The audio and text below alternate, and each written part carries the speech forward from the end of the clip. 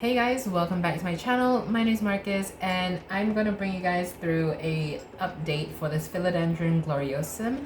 And yes, it is at night right now and I just have my grow light and my IKEA lamp just being my light right now.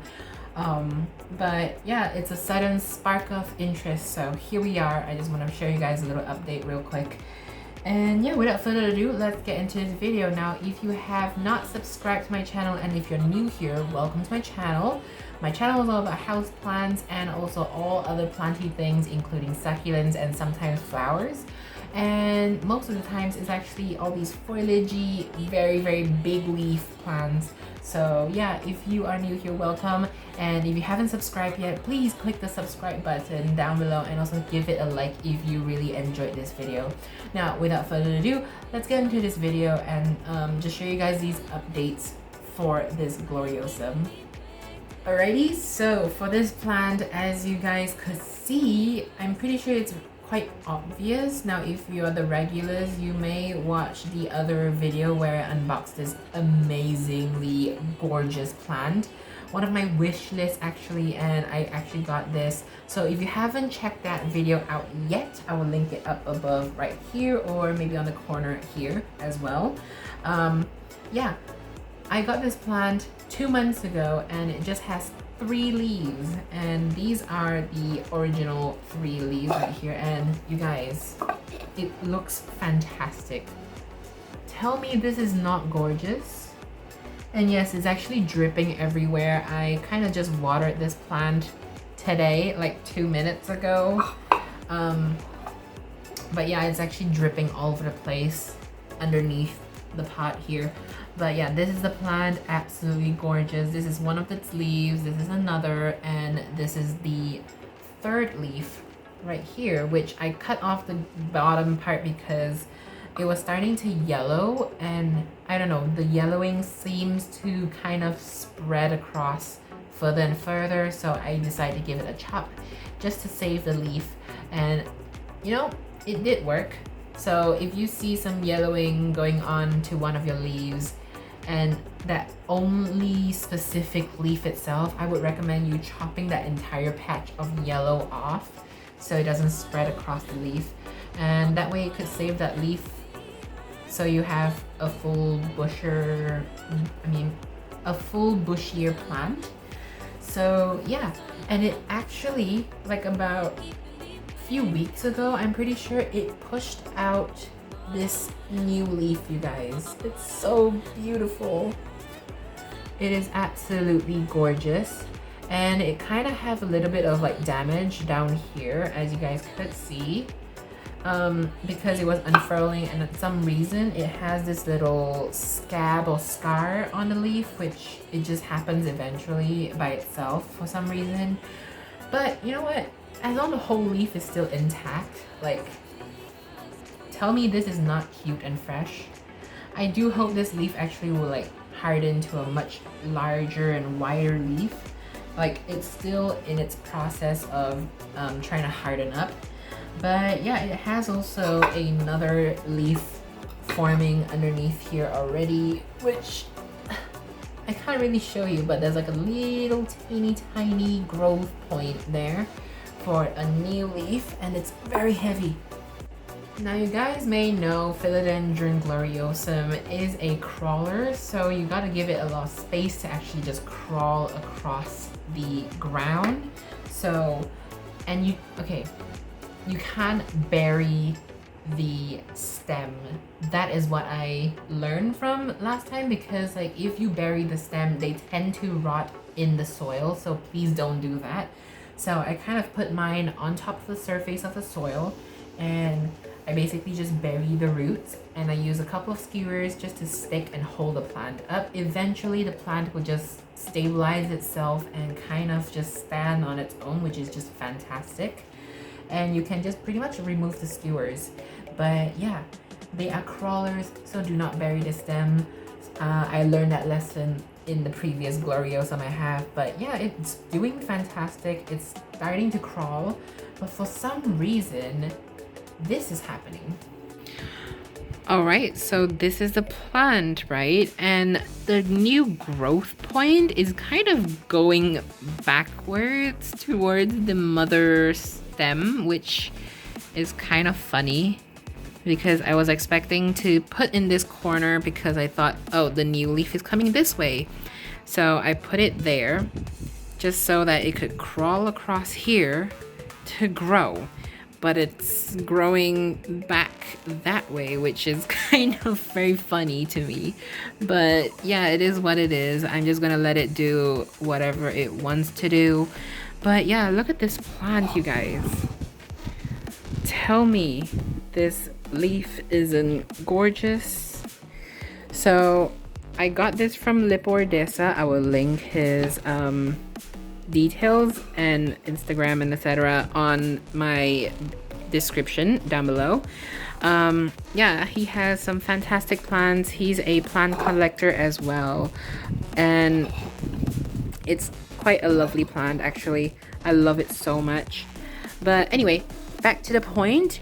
So I put this plant in a very aerated mix, and I kind of put these fibers on top just so that it doesn't have any soil whatsoever flying out from the pot. It's more like a top dressing, and also to prevent fungus gnats. It actually helps a lot if you want to deal with fungus gnats and you're afraid to deal with fungus gnats. Put yourself some of these cocoa fibers. They're actually pretty good. If you do not have any like top dressing like stones or pebbles or even sand, I would recommend you using this. It's more, you know, it could biodegrade over time, and it could act like a little barrier for your fungus gnats so they don't like go into the soil and breed. But anyway, so the soil mix I use for this Philodendron Gloriosum is basically a very aerated mix. There's a lot of pumice, as you guys could see here. There's a lot of pine bark or cocoa chips. There is perlite. There is also cocoa peat, and also some of the what is this, leca. It's very aerated, and I do not want to use any garden soil or any type of soil in general. I would not recommend you growing this in a cocoa peat mixture for some reason, because the previous plant I put it in cocoa peat and sphagnum. It just doesn't want to grow for me because the mother stem kind of died. So that's pretty much unfortunate, but it is what it is. And yeah, that's pretty much it. And look at this, I gave it a nice pot. Okay, here's a funny story about this specific pot to you guys. So this tray and this pot itself actually don't go together, but we were at the nursery and we were just finding these pots. Like I found this gorgeous pot and it has gold on it. I love the gold, white, marble or gray kind of contrast for all of the pots, as you guys could see on that monstera over there, and also my burley marks. But yeah, I like that kind of gold streaking kind of thing. It makes the plant look more grand, and it highlights the plant. It makes it look very premium. So, you know, expensive plant with an expensive looking pot. That's what you're trying to go for, right? So I basically did that, and it just turned out great. So yeah, they do not come with the tray itself or the saucer. So we literally find, like, me and a worker that is working in that specific nursery itself. We were like looking all over the place for a suitable sauce tray for this pot, and we just don't find it. Eventually we just saw one, which is the only one left, and it's actually supposed to be for a glossy ceramic pot, but apparently they bought the pot without the saucer, so we got this one, and I got this for actually free because it is not part of this, and it's just left there to basically, you know, do nothing. So I got that for free, but the pot itself I paid the price. And yeah, I actually got this plant for a very good price as well. It's just fantastic. But yeah, this is a quick update, and I really hope you guys enjoyed this video. It's a very quick one. It's not really, you know, something grand or whatsoever, but still, this new leaf, I can't stop looking at it because It's so cute and dainty, even though it's huge. Like, the leaves are quite nice. Now, this part here is because the unfurling part, there was like a skewer kind of obstructing the growth. So I remove this skewer and I'm trying to let it grow back into shape. But yeah, and this part I cut it off is because of the yellowing on the leaves. So I chopped that part off, and this is what we have, which is a healthy leaf. And these are all the watermarks that comes with the plant when I first bought it. But you know what? It's fine. You know, as long as this plant is healthy. Well, it did kind of suffer. I remember it did kind of suffer some spider mite attacks. As you guys could see, there is some itty bitty spider mite attacks just all over the place, just like 1 or 2 leaves. But I got that in check, so there won't be any spider mites attacking my beautiful plant right here. Look at this. I was just talking about spider mites, and I see some. I mean, those could be a different thing, I'm not sure, but I'm going to spray this plant with water because I don't like to use any neem oils or any pesticide in my room because this is my bedroom. I don't like to use any chemicals, so I basically just use a very high water pressure to just kind of spray down the whole plant so that I could wash off all these spider mites. And yes, it does come back like pretty quick, but you know what? I rather use water instead of pesticide so this plant could harden and be more, you know, hardy to tolerate some spider mites, because I want to mimic it like the nature, like how it grows in nature, because there isn't, you know, pesticide or whatsoever, but they do have natural pests, bugs that come and attack the pest, if that makes sense.